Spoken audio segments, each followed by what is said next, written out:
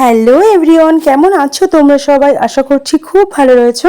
আমিও খুব ভালো রয়েছি। তো কাল ছিল বৃহস্পতিবার, আর বৃহস্পতিবারের কিন্তু লক্ষ্মীবারের আমি যে লক্ষ্মী পুজোটা করি সেটারই ভিডিও করেছিলাম। মানে বৃহস্পতিবার মানেই কিন্তু লক্ষ্মীবার, আর লক্ষ্মীবারের পুজো তো করতেই হবে। তাই জন্য দেখো আমি সকালবেলা ঘুম থেকে উঠে একদম স্নান সেরে চলে এসেছি ছাদে উপরে পুজো দিতে, যেখানে আমার সিংহাসন রয়েছে। ছাদ থেকে কিন্তু সকাল সকাল আমি পেরে নিয়েছি তোমার আমের পল্লব, আর তার সঙ্গে কিন্তু আমার শিউলি ফুল গাছে অনেক ফুল ফোটে, সেখান থেকে ফুলও তুলে নিয়েছি। তারপরে দুবো, বেলপাতা, যা যা লাগে সবই আছে আমার ছাদে আছে, সব কিছু আমি তুলে নিয়েছি ওখান থেকে। তো এখানে দেখো আমি এবার থালা বাসন মেজিয়ে পরিষ্কার করে চলে এসেছি একদম সিংহাসনটাকে পরিষ্কার করতে। মাকেও স্নান করাতে হবে, সব ঠাকুরকে স্নান করানো হচ্ছে। এই যে আমার গোপুসোনাকেও আমি স্নান করিয়ে নিচ্ছি। আর তারপরে দেখো পরিষ্কার পরিচ্ছন্ন করে সোজা আমি মায়ের যা যা আজকে লক্ষ্মীবারে করতে হয়, যেমন ঘট পাতা, তারপরে আড়িটাকে পাতা, এগুলো সব আমি করব। আমি আগের দিনই কিছুটা পরিষ্কার করে রেখেছিলাম, এই জন্য আজকে অতটা অসুবিধা হয়নি। কারণ লক্ষ্মীবারে কিন্তু পুজো দিতে খুবই দেরি হয়ে যায়, ওই জন্য কিছুটা এগিয়ে রাখলে আগের দিন তাহলে তাড়াতাড়ি হয়ে যায়। তাই জন্য আমি মাকে কিছুটা পরিষ্কার করেই রেখেছিলাম। আর তারপরে কিন্তু আমি মাকে সিঁদুর পরিয়ে নিচ্ছি, ঘটে সিঁদুর দিয়ে দিয়েছি। আমের পল্লবে সিঁদুরের ফোঁটা আমাদের মধ্যে জানো তো স্বস্তিক চিহ্ন আঁকে না, আমার বাপের বাড়িতে আঁকলেও শ্বশুর বাড়িতে কিন্তু আঁকে না।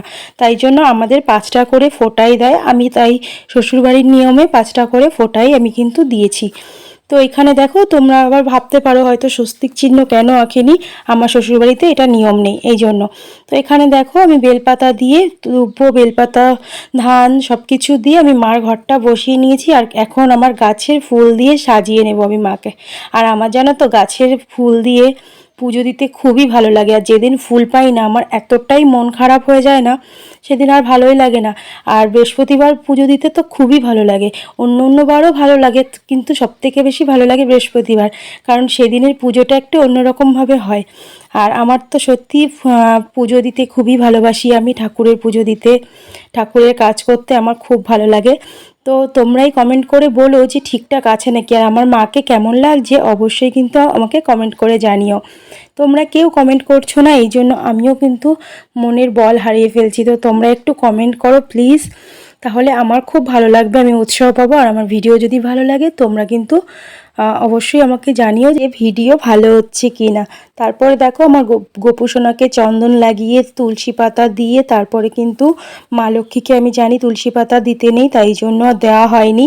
আর এখানে দেখো এবার আমি প্রসাদ দিয়ে দিয়েছি। আবার প্রসাদটা দেখে কেউ উল্টোপাল্টা ভেবো না, দেখো বাড়িতে সবসময় যেটা থাকে সেটাই দিয়েছি। আজকে ভেবেছিলাম দেবো, কিন্তু আমার একটু খেয়াল ছিল না, ফলটা আনা হয়নি। যাই হোক, এখানে আমি যেটুকু ছিল সেটুকু দিয়ে আমি মাকে কিন্তু পুজো করলাম।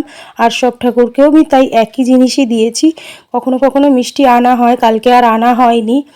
যাই হোক, এই যে এখন আমি ধূপ আর প্রদীপ জ্বালিয়ে নিয়েছি, এবার আমি পুজো করে নেবো। লক্ষ্মীবারে পাঁচালি পড়াটা উচিত, কিন্তু আমি না সেইভাবে পেরে উঠি না, তার কারণ বাবাই ছোট বলে অনেকটা টাইম লাগে, ওকে খাওয়াতেও অনেকটা টাইম লাগে, এই জন্য আমি এখন আর করি না। আমি আগে প্রতি বৃহস্পতিবার কিন্তু পাঁচালি পড়েই পুজোটা দিতাম, আর আগের মতো অতটা সাজিয়েও উঠতে পারি না। যাই হোক, যেটুকু পারি আমি সেইটুকু দিয়েই আমি মাকে রাখার চেষ্টা করি।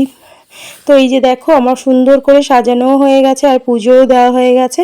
আর আমার সিংহাসনটাকে কেমন লাগছে আর ঠাকুরগুলোকেও কেমন লাগছে অবশ্যই তোমরা কমেন্ট করে জানিও। ভালো লাগলে একটা লাইক করে দিও। আজকে ছিল এই আমার বৃহস্পতিবারের পুজো, লক্ষ্মীবারের লক্ষ্মী পুজো। যাই হোক, টাটা।